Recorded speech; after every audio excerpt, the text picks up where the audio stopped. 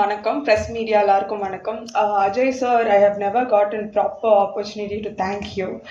So from Cobra. So thank you so much, sir. And more than this film, in this industry, you have guided me from day one. So thank you so much for that, sir. And Priya, Muthukumar sir, and it was such a pleasure எல்லார் கூடயும் work பண்ணது. And Demonty 1, I think நான் ஒரு 15 வயசு இருக்கும் Demonte 1 release ஆகும்போது நான் அம்மாவோட வந்து அந்த படம் உட்காந்து பார்த்துட்டு இருக்கேன். So after like cut to like now 2023 I am acting and I'm so happy. Yeah.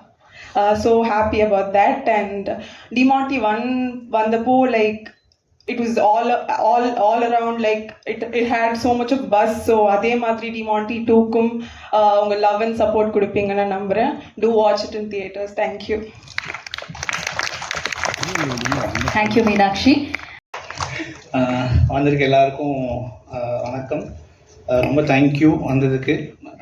நிறையா டைம் எடுத்தாச்சு, நான் டக்குன்னு முடிச்சிடுறேன், கிளம்பிடலாம். இப்போது ஃபஸ்ட்டு இது ஆரம்பிக்கணும் அப்படின்னா ஃபஸ்ட்டு நான் பாபி சார்லேருந்து வரேன். படம் நாங்கள் எடுக்கணும்னு ஆசைப்பட்டாச்சு. இப்போ நம்ம ஒரு ப்ரொடியூசர்கிட்ட ஒர்க் பண்ணும்போது நம்ம நினைப்போம் இல்லையா, இந்த படத்துக்கு இன்னும் கூட கொஞ்சம் செலவு பண்ணலாமே, இந்த விஷயங்களுக்கு இன்னும் ஸ்பெண்ட் பண்ணால் இன்னும் நல்லா வருமே அப்படின்னு ஒன்று இருக்குது. பட் அவங்க தே ஒர்க் ஆன் அது ஒரு மேட்ரிக்ஸ் இருக்குது. அது வந்து இந்த பிஸ்னஸ் இந்த நம்பர்ஸ்குள்ளே தான் ஒரு சில விஷயங்கள் பண்ணணும் அப்படின்ற ஒரு ப்ராக்டிஸ் இருக்குது. அது கரெக்டும் கூட. பட் ஒரு விஷயம் கேரி பண்ணிட்டு வர நமக்கு வந்து நம்ம விஷயம் அப்படி சுருக்கிற மனசு நமக்கு வராது. ஸோ இப்போது என்ன பண்ண போகிறோம் அப்படின்னா, ஓகே பிரேக் பண்ணுவோம், என்ன இன்னும் ஓகே ஒரு 2 ஸ்டெப் போவோமா, அதிகமாக ஒரு 3 ஸ்டெப் போவோம் அப்படின்னு பட்ஜெட்டுக்கு மேலே ஒரு படம் ஒன்று பண்ணணும், ஒரு பெரிய ஹாரர் ஃபில்மாக ஒன்று பண்ணுவோம் அப்படின்னு பண்ண ஆரம்பித்தோம். அதுக்கு முதல் சப்போர்ட் மணி அண்ணன், அப்புறம் காசி சார். ஸோ இவங்க வந்து எனக்கு ஒரு எப்படி சொல்கிறது, கடவுள் அமைச்ச ஏஞ்சல்ஸ் மாதிரி சொல்லலாம்.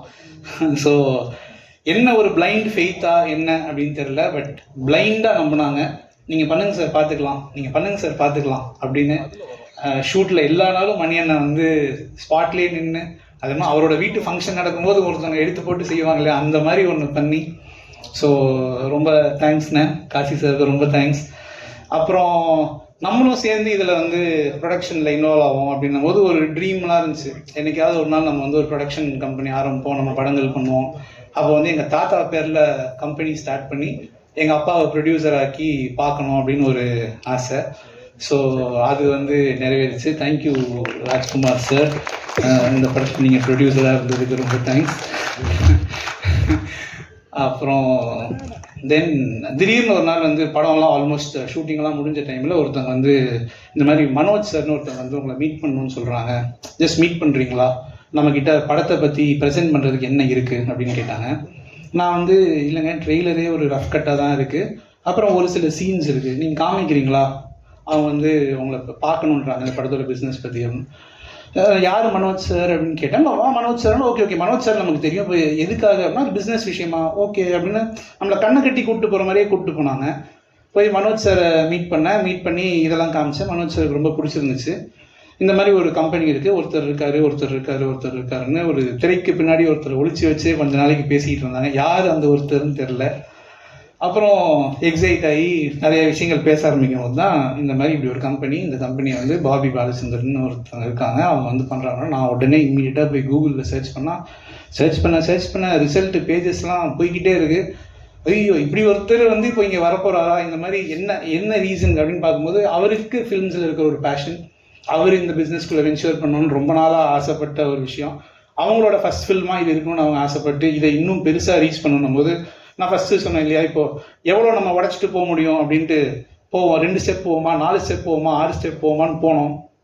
இதெல்லாம் பத்தாது, இன்னும் வாங்க இன்னொரு 3 ஸ்டெப் மேலே போகலாம் அப்படின்னு வந்து கைப்பிடிச்சி தூக்கிட்டு போன ஒரு பர்சன் தான் Bobby sir and Manoj sir and VDG.